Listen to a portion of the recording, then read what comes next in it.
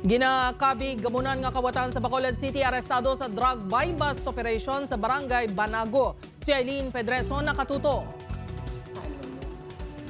Wanted sa kasong nga robbery sang 2012 kag naangot sa pila ka insidente sang pagpangawat ang subject sang drug buy-bust operation sa kapulisan sa Barangay Banago, Bacolod City nga si Aldren Gacang, 33 anyos. Na-recover sa subject ang ginapatihan shabu nga nagabalor sang 34,000 pesos. Magluwas sa ginapangatubang nga kaso sa iligal nga droga, imbolbado man ini sa pagpangawat sa Villamonte kag Mandalagan. Pag wala pang bayad, ako nagapang saka-saka, no? They're just to sustain. Parang issue. Gintinguan sa news team nga makuhaan sang pahayag si Aldren. Apang ini ang nagpamalibad. Wala sang ideyang iloy nga ini ang nagapangawat. Apang aminado sa paggamit sa iligal nga droga. Amo na nang nabatian ko, pero wala gid ko kabalo yung amo na. Pagamit man gina sa gasuyop man gina sa guro.